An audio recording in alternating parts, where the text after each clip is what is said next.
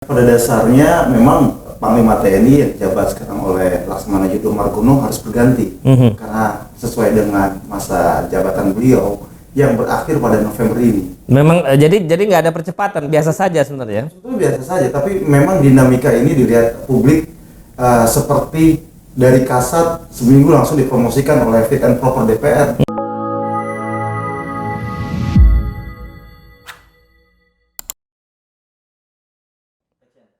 Assalamualaikum warahmatullahi wabarakatuh. Salam sejahtera untuk kita semua, Bapak Ibu sekalian, teman-teman sekalian. Hari ini kita bertemu di forum Trust Podcast, satu channel khusus untuk membahas situasi politik terkini, juga hal-hal menyangkut tentu saja pelaksanaan pemilu tahun 2024 nanti. Hari ini saya sudah kedatangan tamu yang sangat istimewa, tentu di luar Direktur Eksekutif kami, Mas Azari, juga ada Iwan Septiawan, Indonesian Defense Strategic Forum ya, Direktur Eksekutif IDSF. Selamat siang Bapak-bapak sekalian. Apa kabar, sehat? Sehat. Wah. Hari ini kita tentu akan membahas hal yang sangat istimewa terkait ini kelihatannya memang selalu menjadi bahasan menjelang pelaksanaan pemilu ya, ketika ada pergantian di institusi militer dan kepolisian kita. Dan kebetulan hari ini kita bicara soal nilai politik pergantian Panglima TNI. Kenapa ini penting? Karena memang belakangan ini kayaknya proses pengajuan Panglima paling cepat ya. Baru dilantik 1 minggu, Mas Agus Subianto sudah dipromosikan menjadi Panglima TNI. Nah, saya langsung mulai ke Mas Iwan ini. Mas Iwan, Mas Iwan ini cukup punya banyak informasi di Cilangkap dan lain sebagainya ini. Mas Iwan, saya mau tanya, apakah memang menurut Mas Iwan beberapa kelompok menilai ini tidak lazim? Kalau Mas Iwan menilai, apakah promosinya Letjen Agus Subianto ini sangat lazim menjadi Panglima, atau memang sebenarnya ada apa sih di dalam tubuh militer kita ini sehingga ada proses percepatan pergantian Panglima TNI? Ya, pada dasarnya memang Panglima TNI yang dijabat sekarang oleh Laksamana Yudo Margono harus berganti karena sesuai dengan masa jabatan beliau yang berakhir pada November ini. Memang jadi nggak ada percepatan, biasa saja sebenarnya. Itu biasa saja, tapi memang dinamika ini dilihat publik seperti dari Kasat seminggu langsung dipromosikan oleh Fit and Proper DPR. Pengajuan itu yang 30 Oktober kemarin. Betul. Itu jaraknya ya pada dasarnya Panglima itu diajukan oleh Presiden berdasarkan mereka prajurit-prajurit pilihan yang telah menjadi kepala staf.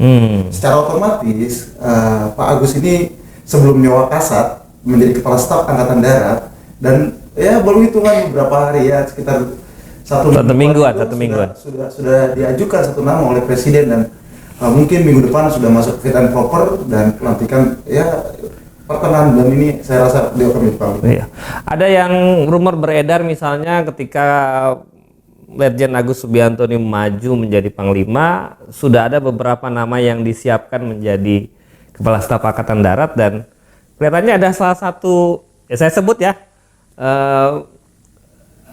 Letjen Maruli Siregar ya. Maruli Simanjuntak yang kemudian dipersiapkan menjadi Kasat. Apakah memang ini ada skenario seperti itu? Ya, skenario seperti itu ya bisa saja. Kenapa? Karena secara kualifikasi mereka yang bintang 3 mempunyai potensi untuk menjadi kepala staf. Siapapun itu, jadi posisi Pangkostrat, mereka yang Wakasat saat ini juga itu mempunyai potensi. Tapi kalau kita lihat ada 3 nama yang saya perhatikan. Satu Letjen Nyoman Cantiasa, dan Letjen Soehartoyo, Kepala BNPB, dan satu lagi ya Letjen Maruli Simanjuntak. Ini mereka bisa menjadi kandidat kepala staf yang baru. Kembali lagi, pemilihan kepala staf merupakan prerogatif Presiden. Jadi siapapun nama yang dipilih, siapapun itu, tapi tetap mereka harus memenuhi standar-standar yang harus mereka jalan. Sudah Sesko, terus mereka sudah pernah menjabat sebagai Panglima TER, Kodam gitu. Jadi mereka sudah menjadi komandan-komandan di satuan masing-masing. Jadi secara otomatis mereka yang berbintang 3 mempunyai potensi untuk menjadi kasat. Dan kalau kita lihat ya, kalau tadi ya karena sekarang saya sebut Maruli Simanjuntak kan kita tahu ini apa menantunya LBP ya, ya kita sebut ya. Ya bisa saja, kenapa enggak, beliau Pangkostrat. Beliau Pangkostrat dan lifting 92 di bawah lifting Pak Agus 1 tahun. Otomatis juga dalam memberi komando senioritas dan junioritas itu, rantai komando itu jalan. Darat. Itu yang terpenting. Jadi di luar apapun, di luar mungkin ada endorsement politik, tetapi sebenarnya secara secara persyaratan semua sudah mumpuni ya. Iya. Tapi ya tadi yang seperti disampaikan Mas Megel bahwa ini semua tidak lepas dari jalur politik. Baik. Satu lagi sebelum saya pindah ke Bang Azhari ini. Kalau besok Angkatan Darat menjadi, ini kan kita mohon maaf, Panglima TNI berarti Letjen Agus Sup, Angkatan Darat gitu ya. Kemarin Angkatan Laut, memang secara matra sudah pas ya pergilirannya ya? Saya rasa sudah. Sebetulnya Angkatan Udara itu mempunyai chance untuk menjadi Panglima, tapi saya lihat karena sebelumnya Marskal Pak Hadi itu mempunyai masa jabatan yang panjang dan melewati beberapa angkatan, otomatis saat ini kecenderungan Presiden untuk memilih Angkatan Darat itu kuat. Satu, karena pesta politik demokrasi yang akan datang ini tentu dibutuhkan, bagaimanapun Angkatan Darat itu mempunyai jejaring dan pasukan yang Mas Iwan pengen bilang intelijen, teritorial akan jauh lebih bagus. Ya, itu memang mumpuni dan mereka beroperasi di segala lini saat ini. Tapi itu tidak lepas lagi tadi bagaimana alat-alat negara nanti dimanfaatkan oleh kekuasaan dalam kontestasi pilpres. Ya, itu bisa jadi karena kita bisa lihat itu beberapa perspektif dari masyarakat saat ini, kecenderungan arah penggunaan alat-alat negara itu. Tapi saya meyakini bahwa dengan persepsi publik terhadap TNI, TNI bisa cukup diandalkan untuk memegang teguh netralitas dia dalam pemilu nanti. Jadi tetap yakin TNI akan netralitas ya? Harus bisa ya? Demi demokrasi yang lebih baik. Ya. Baik, saya mau pindah ke Bang Azhari ini karena tadi kita sudah mulai menyentuh urusan politik ini. Bang Azhari, bagaimana Trust Indonesia melihat perspektif nilai politis pergantian Panglima? Saya harus tekankan nilai politis nih. Kita belum bisa mengatakan apakah ada cawe-cawe, tapi saya ingin bilang ada nilai politis dari pergantian yang tadi kita sudah akui paling cepat, baru seminggu jadi kasat, kemudian didorong jadi Panglima. Bagaimana komentarnya, Bang? Terima kasih Bang Megel. Bang Iwan, ini luar biasa informasi A1 ini. Kita agak panas nih bahasan kita ini.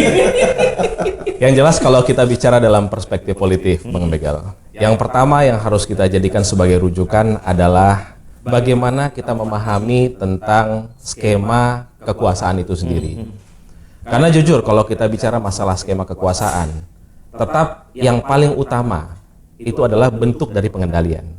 Bentuk dari pengendalian. Dan kita tahu bahwa ya kalau tadi Bang Iwan juga sudah menyatakan bahwa perspektifnya jelas ini politik. Yang namanya presiden di negara manapun, termasuk di Indonesia, yang memegang kekuasaan untuk pengendalian sebuah negara adalah presiden. Sehingga beliau punya kepentingan terhadap apa? Terhadap bagaimana mengendalikan stabilitas, keamanan, dan ketertiban sebuah negara. Nah, pengendalian yang utama adalah bagaimana beliau mampu memastikan Panglima yang hari ini ada itu mampu menjawab semua permasalahan yang timbul dalam konteks politik. Ini penting. Dalam konteks politik yang saya maksud ini kan ya sering sekali terjadi ya turbulensi secara sosial, ekonomi, bahkan yang paling utama adalah politik. Terkait dengan gonjang-ganjing yang kemarin dibahas oleh media juga salah satunya terkait dengan bagaimana MK yang tidak berpihak dan segala macamnya itu mungkin saja akan memunculkan gejolak atau turbulensi sosial baru. Nah, salah satunya dari kekuatan seorang presiden adalah bagaimana memastikan pimpinan tertinggi dari TNI yang hari ini diamanahkan kepada Bapak Yudo itu mampu menstabilkan situasi itu. Nah, salah satunya adalah bagaimana caranya Pak Yudo dengan karakter yang beliau miliki itu mampu menjawab semua permasalahan yang ada. Nah, kalau saya lihat hari ini kita harus mulai meramu dalam beberapa ranah spekulasi geopolitik. Kita tahu bahwa Pak Yudo dari matra TNI AL ya, Angkatan Laut yang sangat memahami dan piawai dalam memainkan peran politik samudra nih ceritanya. Kenapa? Karena politik samudra yang kita pahami dalam konteks politik adalah diplomasi politik antar negara. Dan hari ini kita tahu bahwa Amerika Serikat, kalau kita bicara dalam konteks geopolitik global, itu sudah memindahkan konsentrasinya dari penyelesaian masalah konflik di Asia Pasifik menuju konflik di Timur Tengah. Kita tahu ya pangkalan politik Angkatan Laut Amerika yang kita sebut dengan Navy SEAL itu fokusnya selama ini ada di Asia Pasifik. Kenapa? Karena ada Natuna di situ, ada pergeseran kepentingan di Laut Cina Selatan dan segala macamnya. Itu ditempatkan oleh Amerika di sana Angkatan Laut ke-7 kalau nggak salah, Seventh Fleet gitu kan. Bukan begitu, Mas? Ya. Kemudian hari ini justru lebih bergerak di media bahkan di diplomasi politik malah yang Fifth Fleet ya, artinya angkatan kelima dari pangkalan militer Amerika Serikat yang bertanggung jawab terhadap kawasan Timur Tengah. Kenapa? Karena memang hari ini bahasan internasional adalah konflik Palestina Israel. Kita tahu di sana itu bukan saja bicara masalah konflik dua negara, tapi ada begitu banyak permasalahan yang akan terjadi kalau itu nggak selesai dalam waktu dekat. Ada konstelasi energi yang mungkin nanti akan melibatkan pertarungan antar banyak negara di situ. Kemudian ada konstelasi kawasan. Kalau kita bicara masalah kawasan, kita pasti bicara masalah ekonomi, masalah sumber daya, masalah dan lain sebagainya macamnya.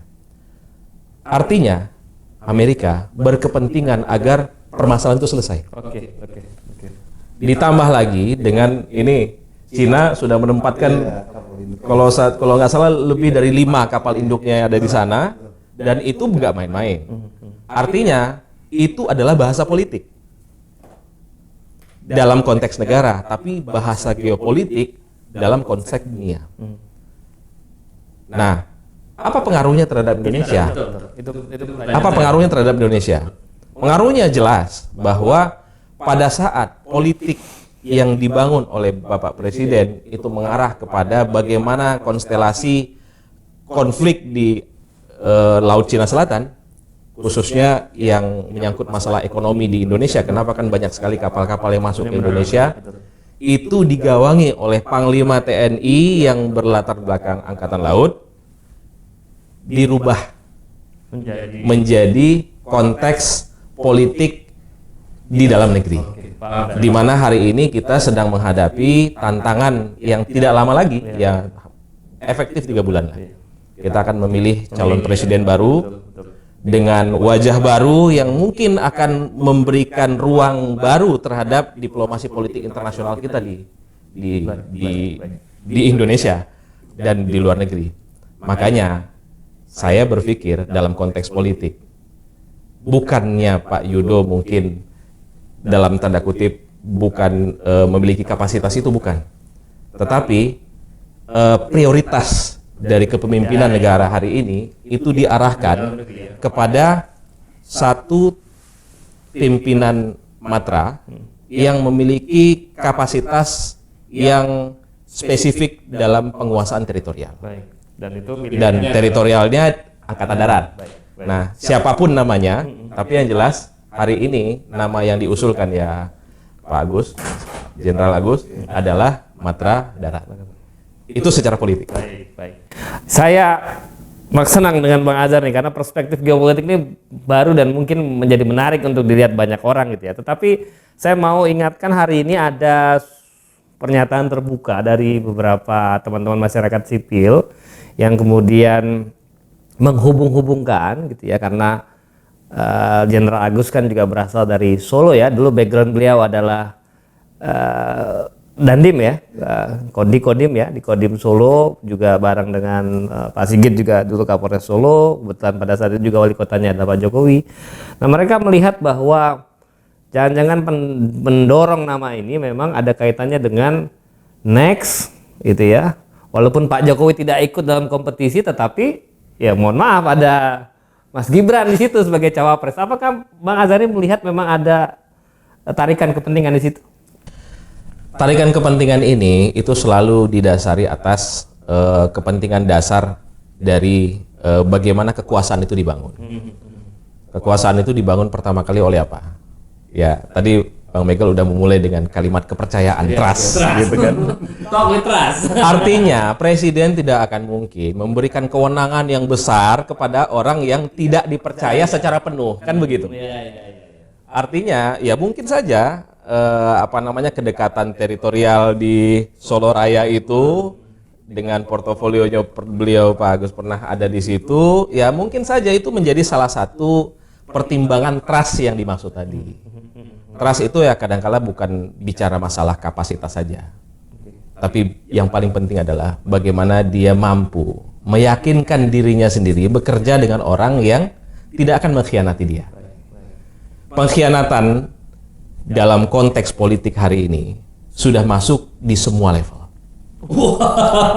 Termasuk institusi-institusi yang dulu kita. Saya tidak ingin katakan ada subjek di situ, tapi semua objek dalam konteks politik itu punya potensi untuk melakukan itu. Artinya kita dalam konteks politik itu harus lebih bijak menilai terkait dengan bagaimana orang itu mengambil sebuah amanah dalam kepemimpinannya. Bisa saja dia tidak melaksanakan tugas dengan keinginan atasannya itu karena pribadinya, tapi mungkin karena ada tuntutan sosial, politik, ekonomi dan apapun namanya yang melingkupi dirinya dan dia tidak mampu untuk mengendalikannya. Maka kalau dalam konteks ini saya ingin katakan bahwa penting sekali presiden untuk bisa mengendalikan orang-orang yang beliau pimpin. Walaupun yang paling utama daripada itu adalah seseorang yang dipilih harus orang yang lebih tepat, bukan orang yang dianggap baik, dianggap punya keunggulan dan segala macamnya. Tapi adalah orang yang tepat. Orang yang tepat. Kenapa? Karena kita butuh kepastian terhadap stabilitas politik, ekonomi dan segala hal terkait dengan pemilihan presiden. Baik, saya pindah dulu ke Bang Mas Iwan. Mas Iwan, tadi terkait dengan calon ini kan biasanya memang tidak pernah ada yang tidak berhasil ya. Kalau sudah diajukan oleh presiden ke DPR nama Jenderal Agus ini biasanya kan nanti akan jadi panglima. Dan saya tadi checking tidak terlalu banyak catatan gitu ya. Tidak ada catatan soal misalnya kasus-kasus beliau di selama karir yang lama dulu. Tapi kemudian menurut saya yang paling dilihat adalah soal tadi netralitas dan lain sebagainya. Menurut Bang Mas Iwan, ini tidak akan jadi sesuatu yang memberatkan di DPR atau memang ya akan lewat seperti biasa, tidak akan masalah? Ya, it will be as usual. Ketika itu diberikan oleh presiden, akan disetujui oleh DPR, dan dia akan jadi panglima. Tapi yang perlu kita simak dinamika saat ini adalah satu, adanya wacana perubahan kepala badan intelijen. Itu akan lebih menarik. Karena apa? Karena seperti kita ketahui, sebulan yang lalu Pak Jokowi pernah menyampaikan dalam speech-nya saat di Istana Bogor saat itu, Jadi menanggapi tadi Bang Azari juga sudah menjelaskan bahwa dinamika netralitas itu tanpa peran integritas dari antar institusi ini terwujud, ya itu sesuatu yang mustahil. Kenapa?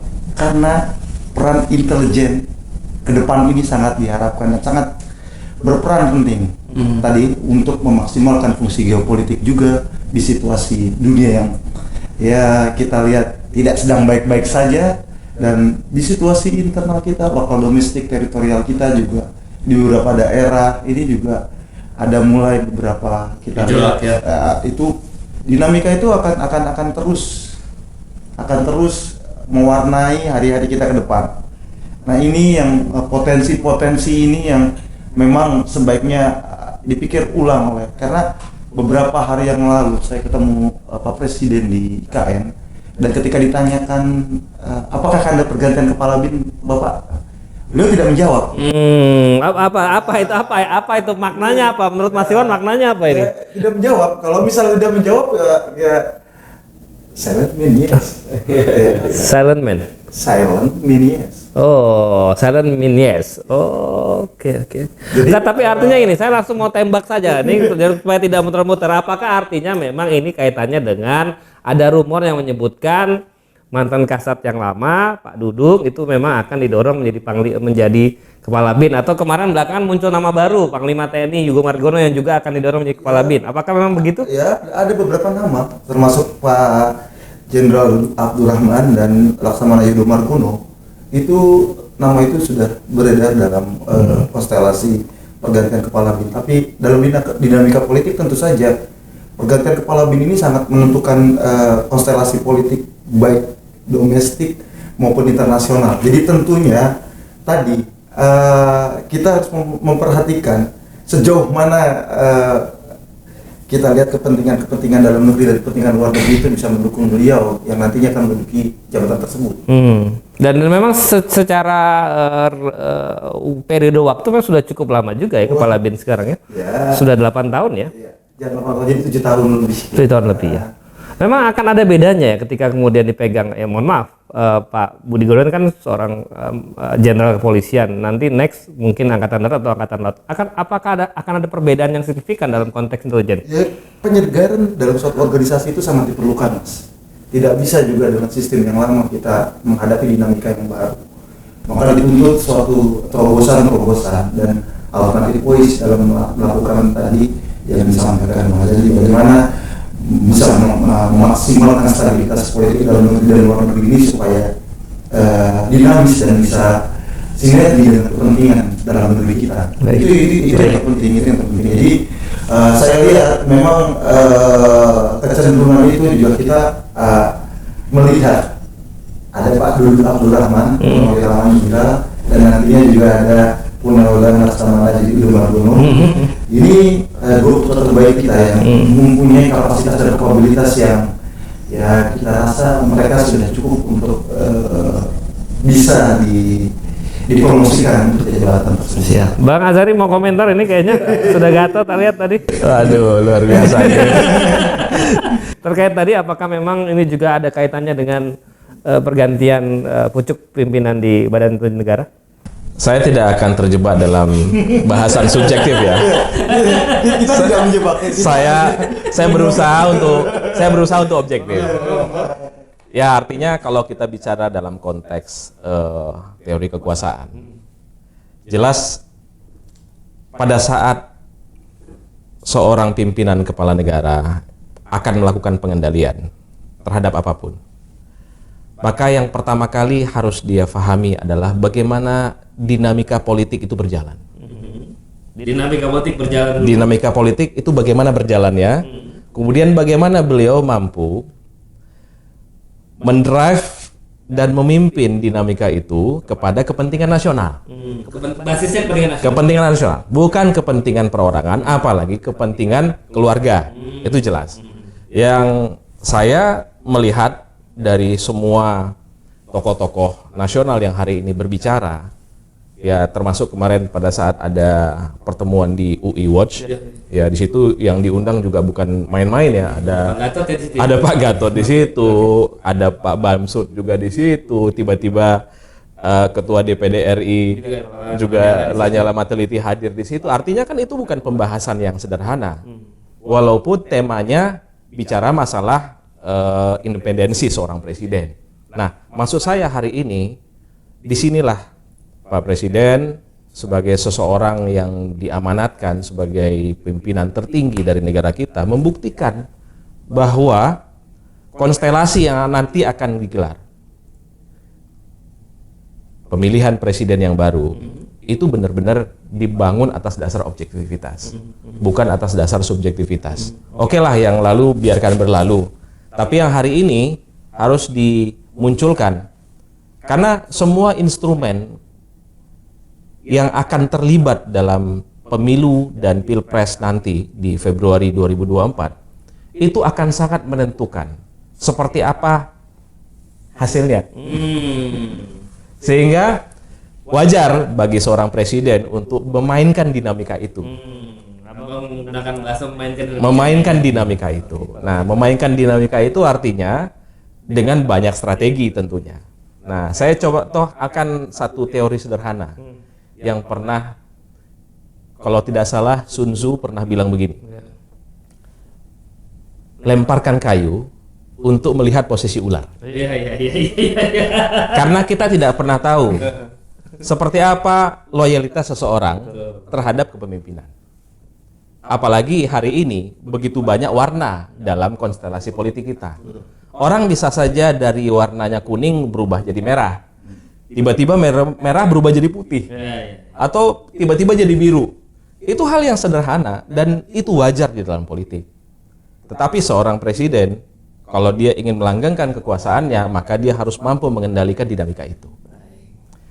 Kita tidak pernah tahu, karena kita akan selalu berhadapan dengan dinamika itu. Lawan bisa menjadi kawan, dan kawan pun berpotensi menjadi lawan.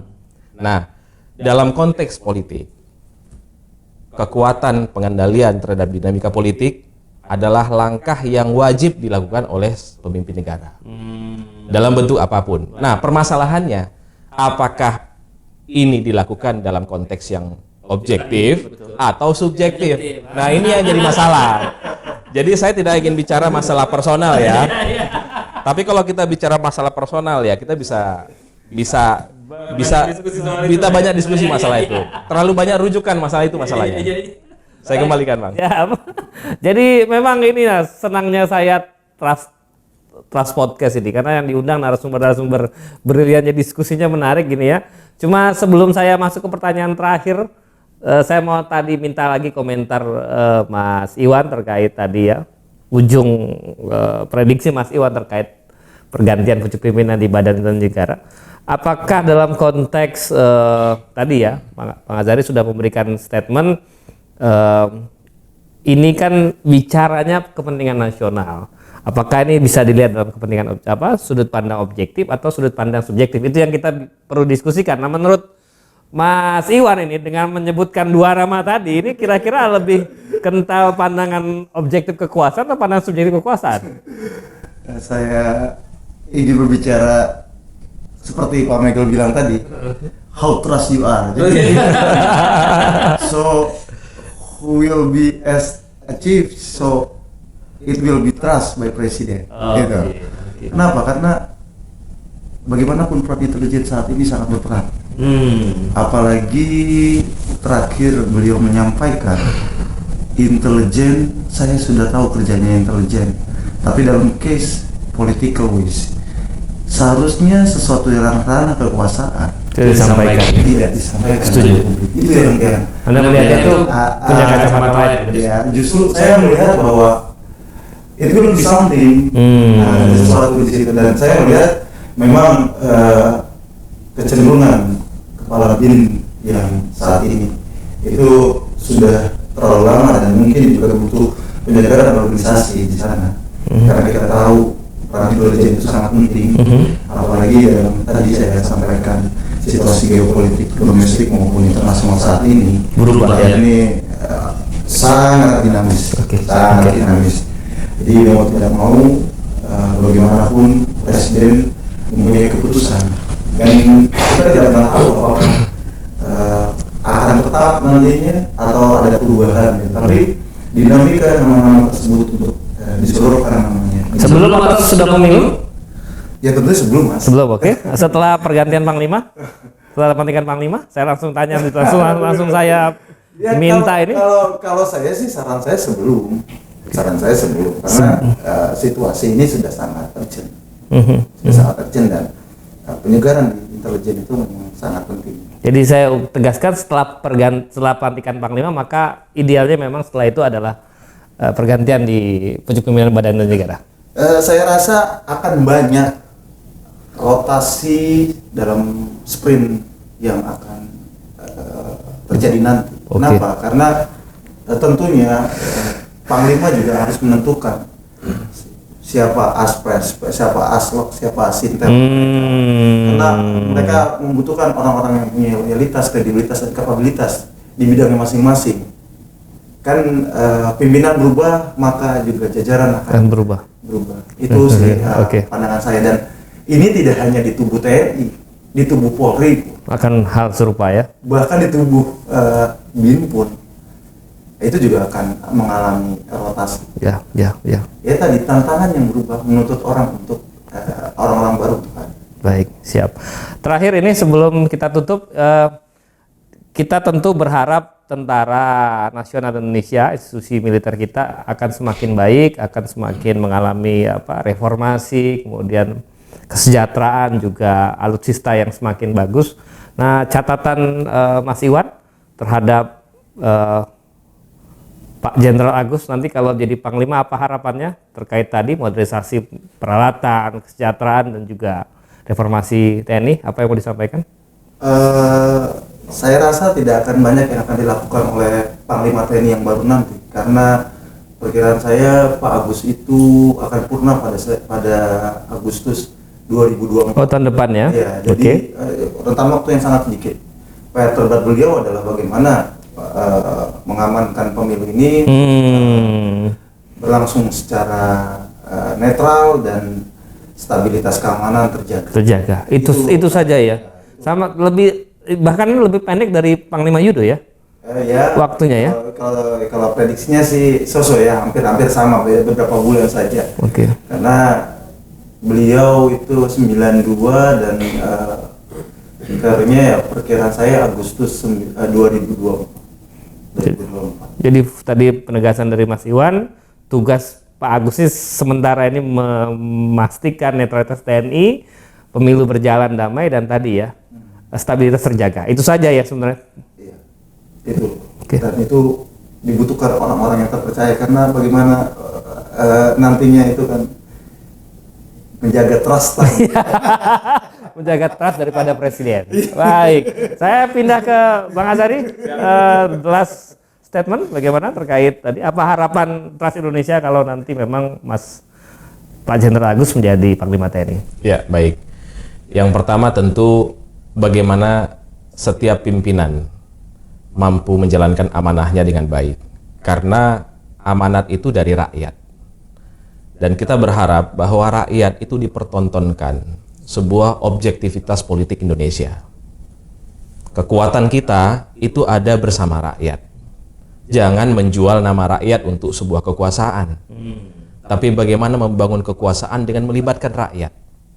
Hari ini rakyat membutuhkan transparansi terkait dengan mengapa Panglima harus diganti. Itu satu. Rakyat pun juga membutuhkan pelibatan secara publik. Kita tahu bahwa hari ini ada undang-undang yang mengharuskan setiap masyarakat itu bisa ikut mendampingi setiap penyelenggara, mau dia KPU, mau dia Bawaslu. Ada partisipasi publik. Iya, ada partisipasi publik. Salah satunya adalah pemantau independen. Nah, saya masih belum melihat bahwa penyelenggara hari ini membebaskan setiap warga negara atau kelompok dari masyarakat untuk ikut ke dalam pemantauan ini.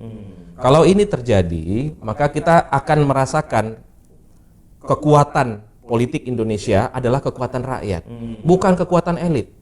Nah, ini kan penting.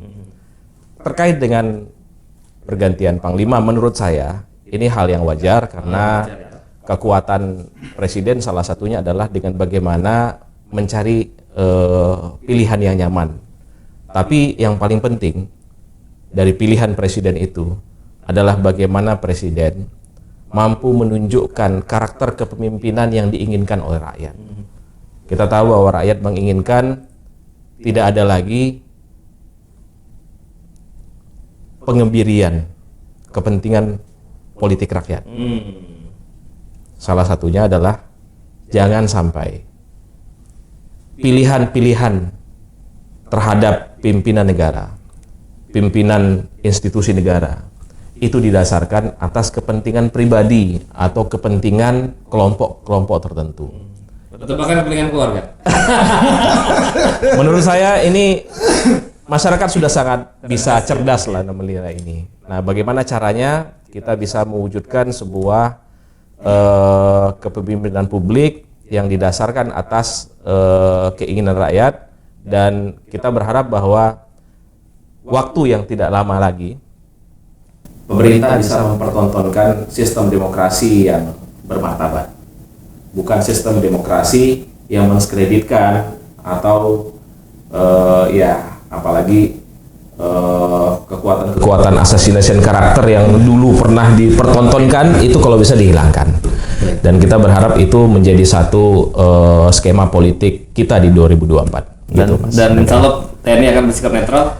Dan TNI adalah, kalau saya meminjam istilahnya Pak Panglima TNI yang mengatakan bahwa TNI bersama rakyat. Jenderal Sudirman. Ya, Jenderal Sudirman. Ya. Dan kekuatannya itu akan hilang kalau dia menghilangkan kekuatan rakyat. Dan rakyat itu harus menjadi bagian dalam setiap konstelasi kekuatan politik apapun yang dibangun oleh TNI. Karena TNI bukan sekedar alat negara, tapi dia adalah kebanggaan bagi bangsa ini. Baik. Maka dia harus dipertahankan. Baik. Begitu ya, Pak? Baik. TNI have to keep the trust. Saya harus akhiri forum yang menarik hari ini. Terima kasih, tadi sudah banyak gagasan-gagasan, pikiran-pikiran, bahkan kemudian tadi ada saya melihatnya analisa tajam gitu ya dari Mas Iwan, juga dari Mas Azari selaku Direktur Eksekutif Trust. Kita akan bahas terus hal-hal terkini terkait situasi politik, situasi yang berkaitan dengan sosial dan militer di forum Trust Podcast. Jumpa lagi dengan kami di channel Trust Podcast di kesempatan berikutnya. Trust Podcast, Talk with Trust. Terima kasih Bapak sekalian, terima kasih banyak.